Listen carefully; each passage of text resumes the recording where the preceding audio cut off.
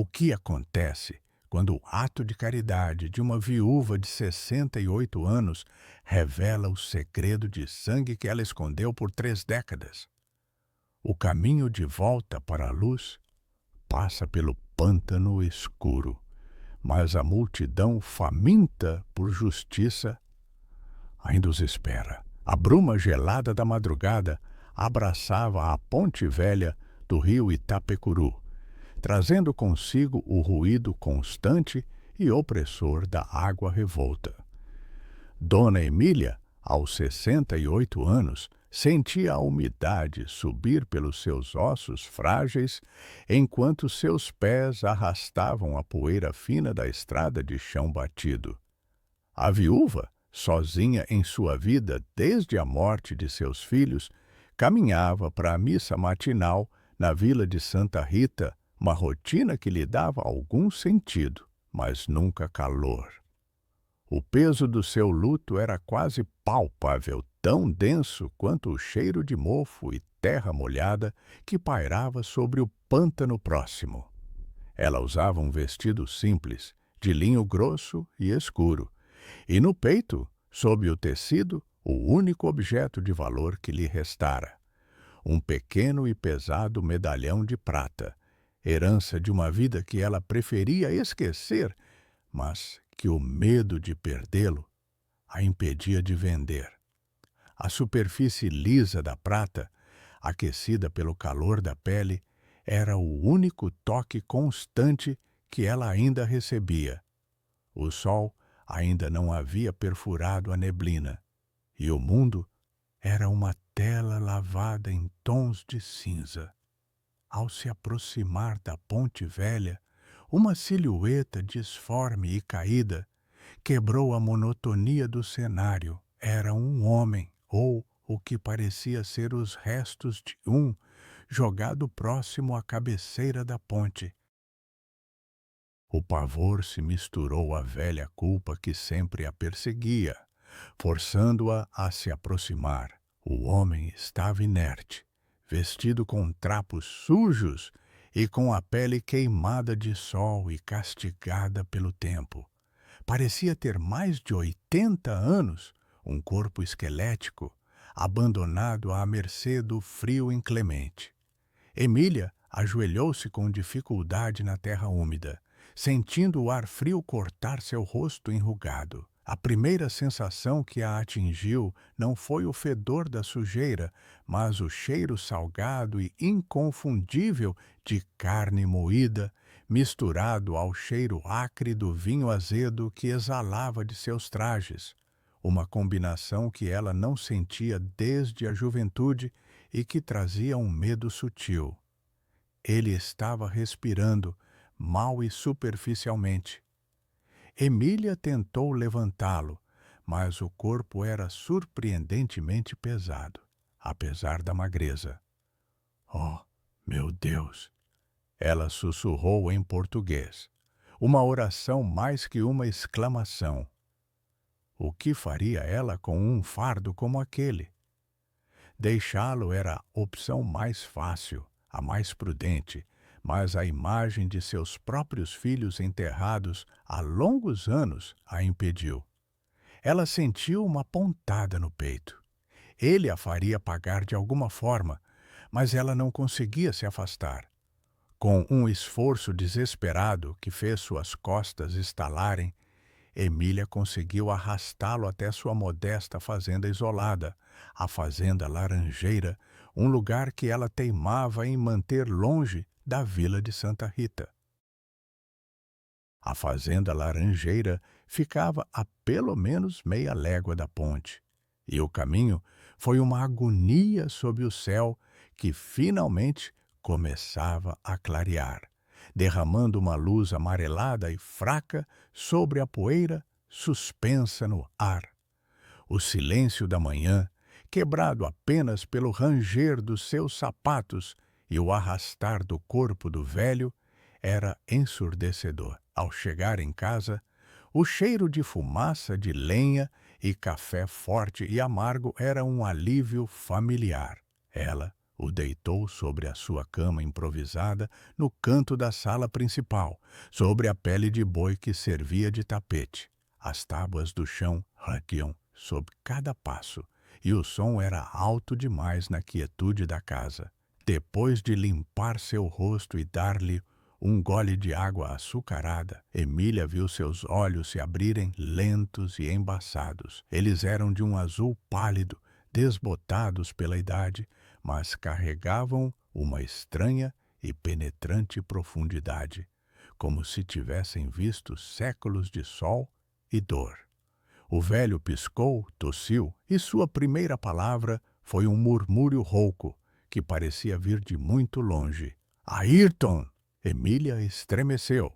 Ayrton era o nome de seu falecido marido, um nome que ela não ouvia em voz alta há mais de 20 anos.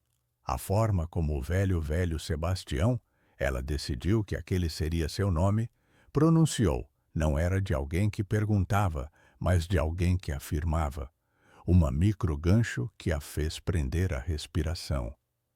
Não, ela respondeu com a voz embargada. Meu marido se foi. Eu sou Emília. Sebastião, no entanto, não parou. Ele fixou os olhos nela e, apesar de não ter forças para levantar o braço, seus lábios se moveram em um segundo micro-gancho. Você carrega o peso da sua terra, moça, mas sua terra não é a que está aqui. Emília sentiu o medalhão de prata aquecer-se contra seu peito, uma sensação que a fez apertar a mandíbula. Ela sabia que tinha cometido um erro ao trazê-lo para dentro. O risco de que ele revelasse algo que ela escondera por 3 longas décadas era real e imediato. O cheiro de queimado, Plant 2, cheiro de melaço queimado, sutil, começou a penetrar no ar, vindo das plantações de cana mais próximas e com ele uma memória nítida da sua infância proibida. Ela fechou os olhos para afastar a imagem do grande engenho que não lhe pertencia mais. Ela pensou na multidão que havia como uma falsa, uma mera camponesa que tinha a sorte de ter uma pequena fazenda esquecida, e o terceiro micro-gancho a atingiu com a força de um soco no estômago. O que ele sabe e por que esperou até agora? Ele ainda estava fraco demais para falar mais, mas o seu olhar era uma pergunta silenciosa e assustadora. Emília preparou-lhe um caldo ralo e amargo, sentindo o desejo crescente de mandá-lo embora, de devolvê-lo à neblina e à poeira da ponte.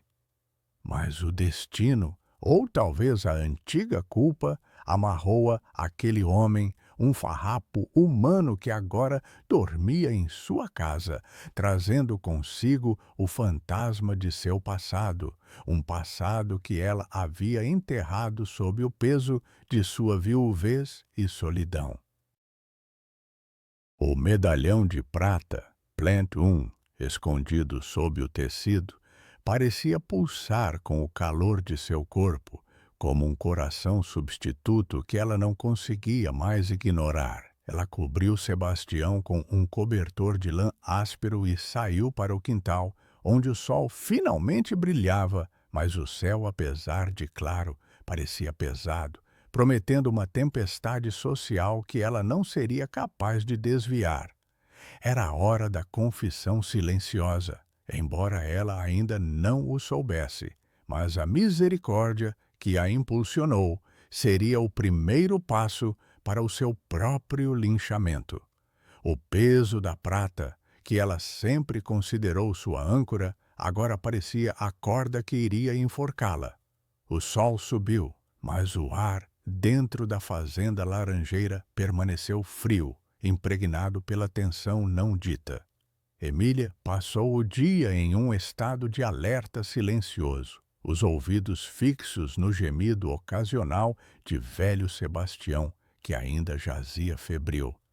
Ela tentava se concentrar nas tarefas domésticas, varrer o chão de tábuas que cheirava a poeira antiga e preparar o feijão com arroz. Mas seus olhos sempre voltavam para o canto onde o velho dormia. O plant do medalhão de prata parecia mais pesado do que nunca, e o medo de que Sebastião visse a prata polida e entendesse quem ela era, tornava cada movimento arriscado. Ela o escondeu sob o lençol grosso da cama. Ao entardecer, Sebastião acordou e aceitou a sopa rala de mandioca que Emília lhe ofereceu, sorvendo o líquido com satisfação animal. A luz bruxuleante da lamparina de azeite dançava nas paredes, projetando sombras longas e distorcidas que pareciam espiar o passado. O velho tossiu, limpou a boca com o dorso da mão e fixou em Emília um olhar assustadoramente lúcido, sem o embaçamento da febre. "O nome da fazenda?" Ele começou, com uma voz menos rouca agora. "É Laranjeira, mas ela tem cheiro de cana-de-açúcar." Emília sentiu o sangue gelar. "São as plantações do vizinho, seu Sebastião." Ela mentiu, a voz firme por hábito. "Aqui só planto milho e mandioca. Se puder me ajudar a cuidar disso, agradeço." Sebastião sorriu, um movimento seco e sem humor, que trazia um micro-gancho de escárnio. "Não minta para um moribundo, Emília. Eu conheço o cheiro do engenho. Ele gruda na pele da gente como pecado. E conheço a marca." Ele estendeu a mão magra, ossuda, e apontou para a parte de trás do pescoço de Emília, onde uma pequena e escura mancha de nascença se escondia sob os cabelos grisalhos e finos. "Essa mancha, Emília, é a marca dos Valadares de Caxias, a família do barão do Pau d'Arco." "Você é filha dele, não é mesmo? A bastarda que eles sumiram no ano de 1842. A revelação a atingiu como uma chicotada, não por ser verdade, mas porque ele a havia pronunciado em voz alta, sem a menor hesitação.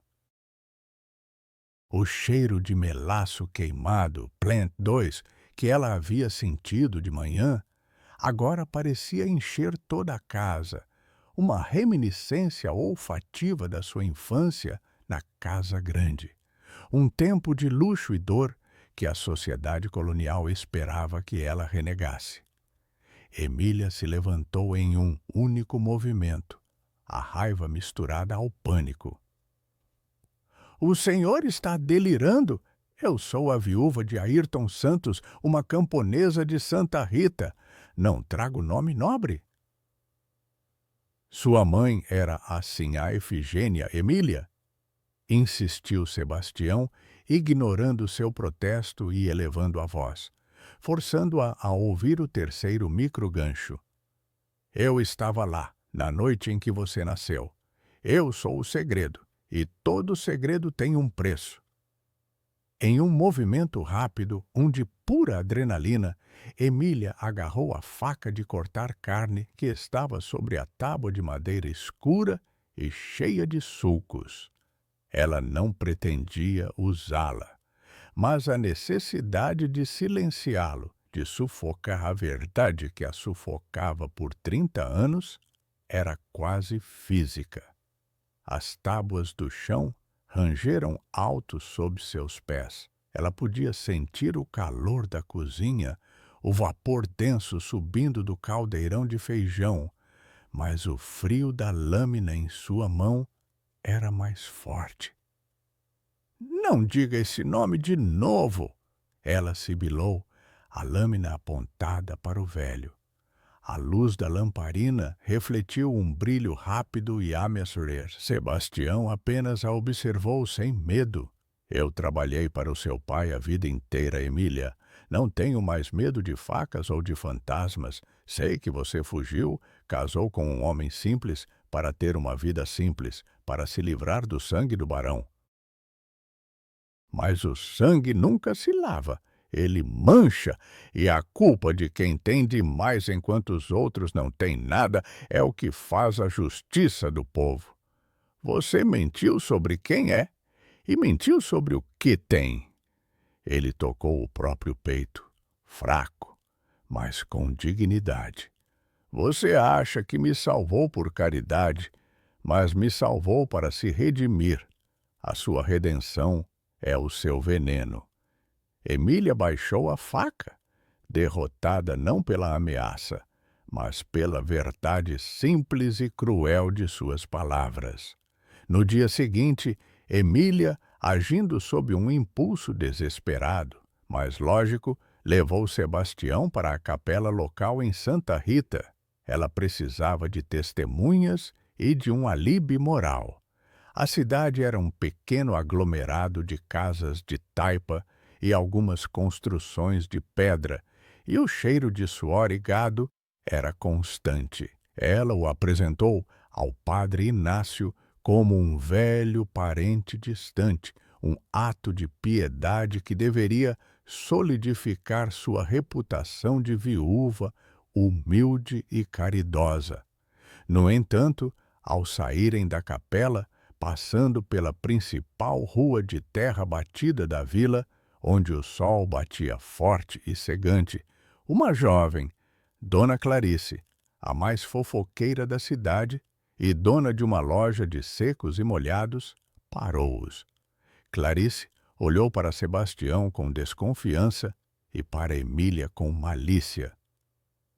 Parente, Emília, Svitliha, eu soube que o senhor foi encontrado na ponte.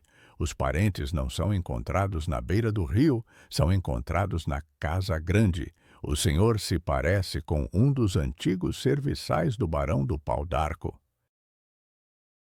Diga, Emília, quanto do ouro da família do barão você ainda carrega escondido no seu falso luto?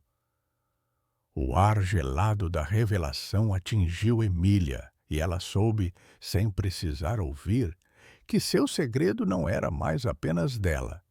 A multidão, antes indiferente, começou a se aglomerar, atraída pelo tom elevado de Clarice, e o sol parecia mais quente, mais hostil. O cheiro de poeira e fumaça misturava-se agora com o hálito azedo de uma multidão curiosa e faminta por escândalo, e Emília viu o destino se fechar sobre ela como as águas escuras do Itapecuru. O rumor começou como um murmúrio, mas em menos de uma hora a verdade que Emília havia enterrado sob anos de humildade falsa parecia gritar de cada canto da vila. O ar na vila de Santa Rita, que antes cheirava apenas a poeira e feijão cozido, agora se saturava com o odor acre do suor e da raiva popular. A multidão, antes dispersa, formava um círculo compacto em torno de Emília e Sebastião, seus rostos queimados de sol e tensos de inveja e escárnio. Eles eram a personificação do antagonista. Não um vilão único, mas uma onda de desconfiança social que ela havia trabalhado tanto para evitar. A voz de Clarice, a dona do armazém, era um chicote, repetindo as acusações de Sebastião em alto e bom som. Ela é a filha do barão, ela nos enganou. Viveu como pobre enquanto tinha sangue e talvez ouro escondido. Emília sentiu o calor do sol se transformar em um calor interno, uma vergonha ardente que subia pelo seu pescoço. Ela tentou recuar, puxando o braço frágil de Sebastião, mas o velho, estranhamente revigorado pela atenção, recusou-se a mover. Ele era o ponto focal de toda a discórdia, um microgancho que a atraía para o abismo. Seus olhos pálidos brilhavam com uma satisfação estranha. Diga a eles, Emília, ele instigou, sua voz falhando levemente. Diga a eles por que você fugiu do engenho, porque a filha do senhor barão quis viver como uma camponesa. Um homem corpulento, Um capanga que trabalhava nas plantações de cana mais próximas deu um passo à frente, os braços cruzados sobre o peito. Ele não era violento, mas sua presença era uma ameaça física. Mentir é crime. Você pegou o que não era seu, dona Emília, mentindo sobre sua origem para viver em paz enquanto nós lutamos por um pedaço de terra. O barão Valadares nos explorou por anos e a filha dele volta para se esconder entre nós? Emília procurou uma saída, mas o muro de corpos a impedia. Ela sentiu os olhos de todos cravados em seu peito, exatamente onde o medalhão de prata estava escondido sob o tecido. Era um objeto que, para a multidão, seria a prova material de sua traição, o elo tangível com a riqueza que ela repudiara. Eu não tenho ouro, eu sou apenas uma viúva, ela gritou, sua voz fina e quase inaudível contra o ruído da crescente indignação. O cheiro de melaço queimado, que vinha das plantações distantes e que Sebastião havia associado à sua herança, parecia intensificar-se na sua mente, um símbolo de sua culpa. Sebastião, aproveitando a pausa na fala de Emília, deu a cartada final, o clímax da sua revelação, o terceiro microgancho que a fez cambalear. Ela tem o medalhão, a marca da sua mãe. Aquele peso de prata pura que a sinhá Efigênia usava. A multidão se agitou. O que era antes apenas suspeita e raiva social transformou-se em busca por evidência. O de confronto começou. O capanga avançou, não com a intenção de agredir, mas de inspecionar, de tirar a prova. Ele estendeu a mão na direção do peito dela, seus dedos grossos procurando o contorno do medalhão sob a tela. Emília reagiu instintivamente. Ela não era forte, mas o medo de ser exposta de forma tão bruta deu-lhe uma força momentânea e desesperada. Ela empurrou o capanga com os ombros, usando Sebastião como pivô, e o impacto fez o homem cambalear. O ato não a ajudou, apenas confirmou para a multidão que ela estava escondendo algo. "Pare de mentir!" Ela rosnou para Sebastião, mas o som foi abafado pelos gritos de "ladrão" e "enganador". Ela correu, arrastando o velho Sebastião pela mão, sentindo a terra seca e quente vibrar sob os seus sapatos, levantando uma nuvem de poeira sufocante. A multidão, nascida de fofocas e transformada em algo perigoso pela revelação de Sebastião, começou a persegui-los. O som dos passos acelerados na rua de terra batida era um som de caça, uma percussão de ódio e ressentimento. O calor do meio-dia batia implacavelmente, e Emília sentia a garganta seca, o coração batendo forte contra a costela. Eles se refugiaram na pequena igreja de pedra, cujas portas estavam abertas. O interior da capela era mais fresco e cheirava a incenso velho e cera de vela, um alívio temporário para os sentidos superestimados.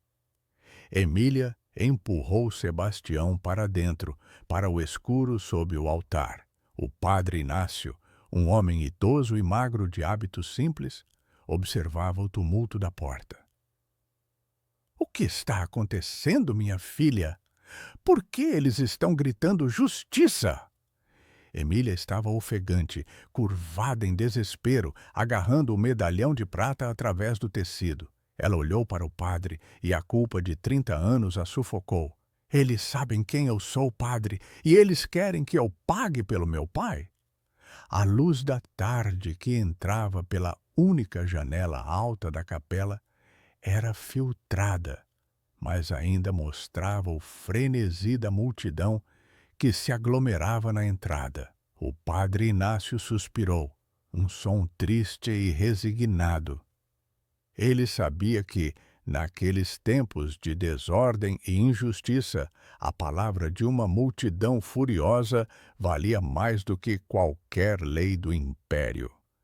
A justiça dos simples era rápida e brutal. E Emília era a vítima perfeita, rica de sangue, pobre de fato e culpada de mentira. Sebastião, sentado no chão frio de pedra, sorriu levemente, um sorriso de satisfação. O plant do cheiro de melaço o havia levado de volta à sua juventude, e revelar o segredo de Emília era a única forma que ele encontrava para terminar sua vida com alguma dignidade, como um homem que havia falado a verdade, não importa o custo. Emília ouviu o som da madeira sendo golpeada na porta. Ela sabia que a capela não a protegeria por muito tempo. Eles estavam vindo por ela, e agora ela tinha apenas um último recurso para se salvar e ao velho que a havia traído. O plano era perigoso, uma loucura ditada pelo pânico, mas a única chance de escapar da forca improvisada que ela já podia sentir. O cheiro de incenso se misturava ao cheiro de fumaça da rua, e Emília soube que o fogo da justiça popular estava prestes a queimar a única vida que ela havia construído. A porta da capela estremeceu com golpes teus e rítmicos. O som, misturado aos gritos de "saia mentirosa" e "forca para a filha do barão", reverberava no pequeno espaço sagrado, amplificado pelas paredes de pedra fria. Milha sentiu o pânico lhe apertar a garganta, mas forçou a mente a clarear. A fuga pela porta estava selada, restava o improvável. Ela se virou para Sebastião, cuja expressão de satisfação se havia transformado em algo mais próximo de um terror resignado. O velho observava a porta com os olhos arregalados, o brilho da verdade que ele havia liberado agora parecendo amargo. Emília ajoelhou-se ao lado dele, sentindo o frio intenso da pedra sob seus joelhos, um contraste tátil com o calor da perseguição. "Sebastião", ela sibilou, puxando-o pela veste de trapos. "Se você me entregou, ajude-me a sair disto. Você conhece as passagens do barão?" O velho tossiu, um som seco e estrangulado. "A casa grande. Sim, tem um túnel, mas não daqui, só do casarão principal, no alto da colina. Não precisamos do casarão." Emília insistiu, sua voz carregada de uma urgência febril. Ela se lembrou do cheiro de melaço queimado de sua infância e de uma história que sua mãe, a sinhá Efigênia, lhe havia contado há longos anos de um esconderijo. "A ponte? Onde você me encontrou? A ponte Vers do Itapecuru. Tem um esconderijo na base que ninguém conhece, um compartimento para contrabandos." O barão usava para o contrabando de diamantes. Ela usou a memória como um micro-gancho para forçá-lo à ação. Sebastião balançou a cabeça fracamente. "Aquilo é lenda, e mesmo que não seja, a multidão nos verá." "Não verá se nos escondermos na água." Emília levantou-se, tirou o pesado medalhão de prata de debaixo da blusa e o colocou na mão de Sebastião, a prata fria contra a pele enrugada dele. "Pegue, isto é o pagamento por sua lealdade. Se você me guiar até lá, velho, o que você fará com ele é problema seu." A prata, a prova de sua origem, tornou-se a isca para sua sobrevivência. A ação foi o segundo microgancho, mais poderoso do que qualquer palavra. O velho apertou o medalhão na mão. O peso do metal parecia dar-lhe uma energia renovada. Ayrton, ele me perdoou? Ele perguntou, uma pergunta fora de lugar que Emília não conseguia entender. Ele o perdoou por tudo! Agora ande! Emília o puxou. Eles rastejaram pelos fundos da capela, passando pela sacristia mofada, onde o ar cheirava a vinho sacramental e cera de abelha, e emergiram na parte de trás, em um pequeno cemitério de terra nua, onde cruzes de madeira, tombadas, marcavam túmulos de escravizados e camponeses. O som da multidão arrebentando a porta da frente transformou-se em um rugido. Emília e Sebastião tiveram que correr em um de fuga desesperada. Eles correram pelas sepulturas, levantando mais poeira. A cada passo, Emília sentia que o chão tremia não apenas com a corrida, mas com a fúria da massa humana. Ela era uma viúva de 68 anos, mas o medo e a adrenalina a impulsionavam. Quando chegaram à borda da mata que levava ao rio, Emília parou, ouvindo os primeiros gritos de "Lá estão eles!" atrás de si. Ela sentiu o cheiro da floresta, denso e úmido, misturado ao cheiro persistente de carne moída do velho Sebastião. "Pelo barranco!" ela gritou, puxando-o para baixo na direção do rio Itapecuru, onde a névoa da manhã ainda pairava sobre a água escura. A descida foi brusca e perigosa, com raízes expostas e terra solta. O corpo magro de Sebastião era um fardo que ela mal conseguia segurar. Eles rolaram parte do caminho, Emília sentindo a fricção áspera de sua pele contra a terra e as raízes. Quando pararam, estavam próximos à margem, e o som da água corrente abafava os gritos distantes da multidão. O frio úmido do rio era chocante após o calor da perseguição. "A ponte", disse Sebastião, apontando para a estrutura velha de madeira a 200 passos deles. "A base mais próxima da margem é por baixo, Emília. Tem que nadar." Nadando? Emília não nadava desde que era criança, nas águas turvas do rio de seu pai. Ela olhou para a água escura e gelada, sentindo a ameaça do afogamento, mas a alternativa à forca e à vergonha pública era pior. Este foi o terceiro microgancho, a escolha entre a morte limpa no rio ou a morte violenta e suja nas mãos da multidão. Eles entraram na água. Sebastião, surpreendentemente, parecia saber o que estava fazendo, movendo-se com a familiaridade de alguém que havia passado a vida à beira do rio. A água gelada a envolveu, e o peso de sua roupa molhada era imenso. O ruído da água era ensurdecedor, e o cheiro forte de limo e lodo cobria todos os outros odores. Eles se moveram na direção da base da ponte, sabendo que a cada braçada estavam mais perto de um esconderijo que talvez não existisse. A luz do sol mal chegava à superfície da água, e o fundo do rio era uma escuridão total, misteriosa e fria. Ela sentiu o toque de madeira podre sob sua mão na escuridão e rezou para que o velho segredo do barão ainda estivesse intacto. A água gelada do Itapecuru era um abraço hostil. Emília sentia os músculos enrijecidos sob o vestido de linho pesado e molhado, e cada braçada era um ato de pura vontade, não de força.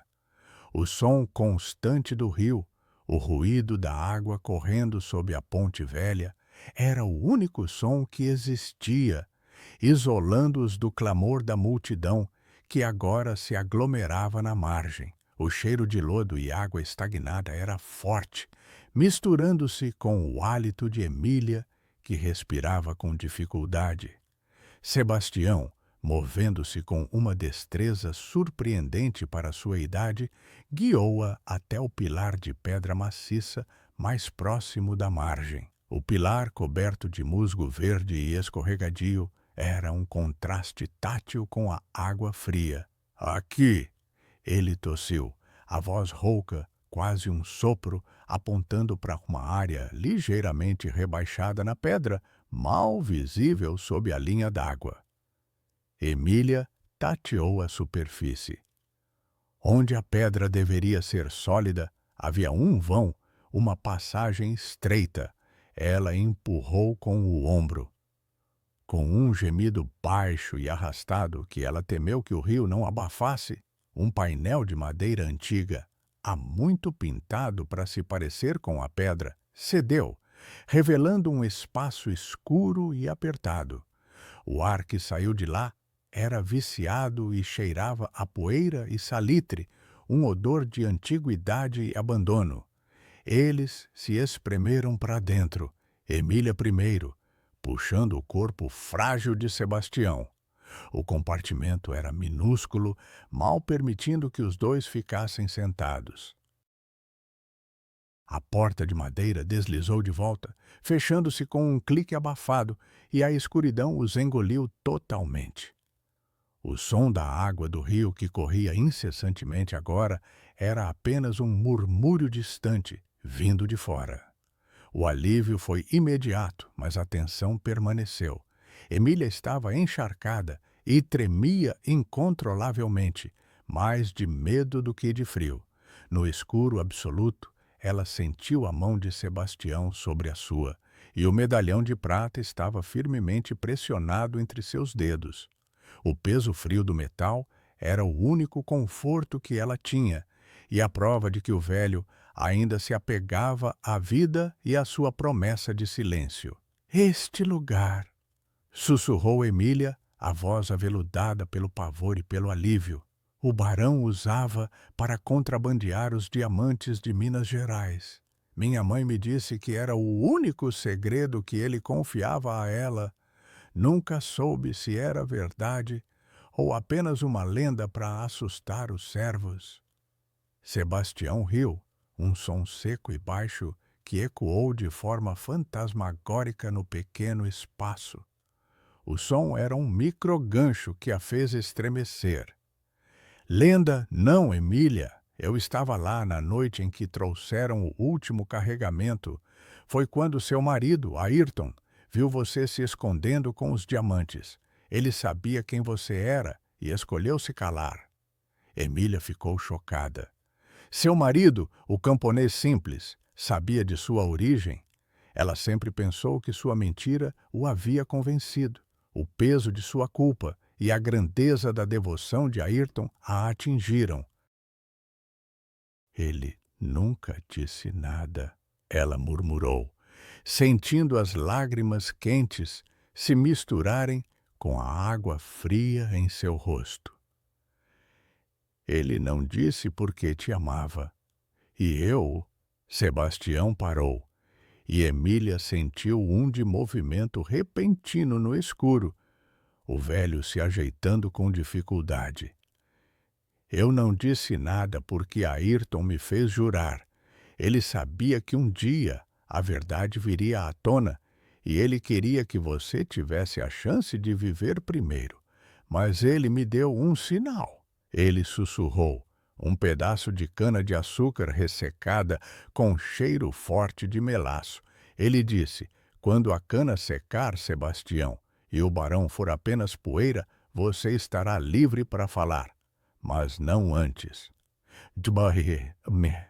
O bicho, o cheiro de melaço queimado, o símbolo de sua antiga vida, era a senha para a sua revelação. Sebastião continuou, sua voz ganhando uma força misteriosa no escuro. "Você me encontrou, Emília, quase morto, 40 anos depois, carregando o peso da sua terra e o medalhão. O barão está morto, a cana dele está seca e o juramento de Ayrton está cumprido. Eu estou livre do peso. E você, filha, não está mais sozinha com o seu segredo. Eu dei a eles a verdade e dei a você a redenção. Agora somos dois fantasmas nesta câmara escura. Emília sentiu a mão dele, que segurava o medalhão de prata, tremer. O metal era um símbolo da verdade que ela tentara enterrar. O terceiro microgancho, o mais assustador, a atingiu. Eles estavam a salvo da multidão, mas agora estavam presos a um segredo compartilhado, guardados por um homem que não tinha mais nada a perder. O silêncio na câmara era quebrado apenas pela respiração ofegante dos dois e pelo murmúrio do rio. O silêncio era mais ensurdecedor que o grito da turba, e Emília soube que o verdadeiro julgamento ainda estava por vir. O tempo dentro da câmara secreta parecia distorcido, medido apenas pela intensidade do medo e pelo frio úmido que penetrava as roupas de Emília.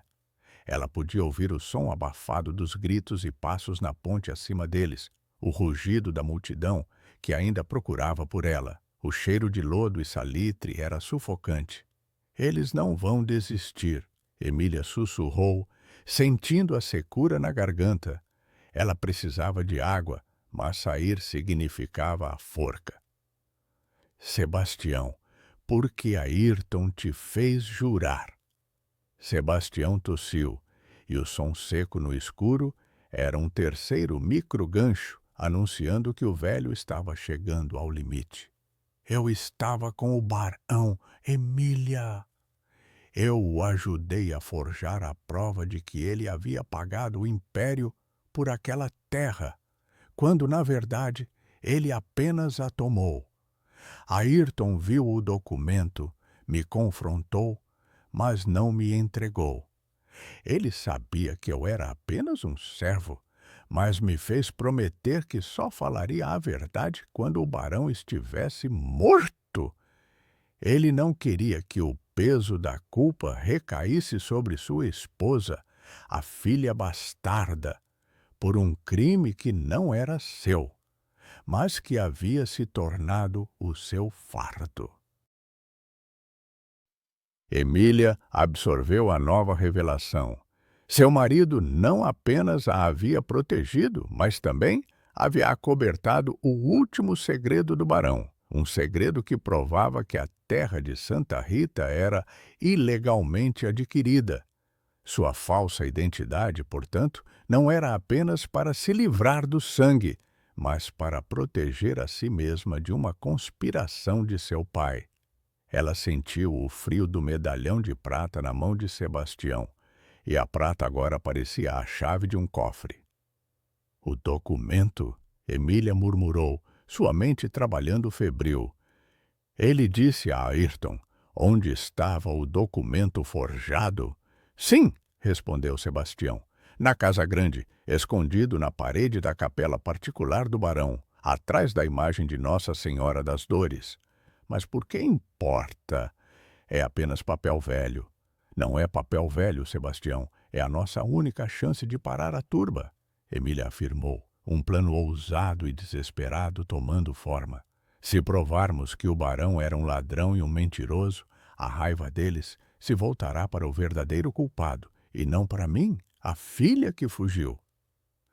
Um de urgência forçou Emília a agir. Ela empurrou o painel de madeira e espiou para fora, sentindo o respingo da água gelada no rosto. O sol havia se posto e a noite escura caíra sobre o rio Itapecuru. A luz fraca da lua refletia na água turva. O cheiro de melaço queimado estava mais fraco, mas o cheiro de fumaça, de lenha e álcool, vindo da margem, indicava que a multidão havia acendido fogueiras e estava acampada, esperando por ela. O som de conversas abaflas, algumas risadas secas e gritos ocasionais de "Vamos pegá-la!" eram o microgancho que a impedia de relaxar. Temos que sair daqui e ir para a Casa Grande, no alto da colina, Emília declarou, empurrando o painel de volta. Enquanto a multidão espera na ponte, nós temos a escuridão e o rio, mas teremos que ir a pé pelos pântanos. Sebastião tossiu longamente, um som agoniado. Eu não aguento a jornada, Emília. Não consigo subir a colina. Emília sentiu um nó na garganta. O ato de misericórdia que a havia levado a resgatar o velho agora se tornava seu maior obstáculo. Ela não podia deixá-lo para trás, mas levá-lo condenaria os dois. Ela tirou o medalhão de prata da mão dele, guardando-o no próprio peito. Então eu vou sozinha. Você fica aqui e quando eu voltar, eu te levo para a minha fazenda e cuidarei de você pelo resto de seus dias. Não! Sebastião sussurrou, sua voz surpreendentemente forte no escuro. Você precisa de um guia. Eu conheço os pântanos, os atalhos que ninguém conhece. Você me dá o medalhão de prata, a prova de que o seu coração ainda tem um pouco de nobreza, e eu te guio. Mas não me prometa a vida, Emília. Me prometa a verdade. Emília hesitou por um longo momento. O medo era palpável, mas a promessa de Sebastião era a única esperança. Eu prometo a verdade do barão e a minha verdade. Com um pacto selado no escuro e o som da água como única testemunha, Emília e Sebastião se prepararam para deixar o refúgio, rastejando para o frio da noite e para a incerteza do caminho traiçoeiro através do pântano de Maranhão, onde o cheiro de água podre e lama era o único sinal de vida. O medalhão estava frio contra o seu peito, mas a determinação a aquecia, enquanto o pântano esperava silencioso sob a luz fraca da lua.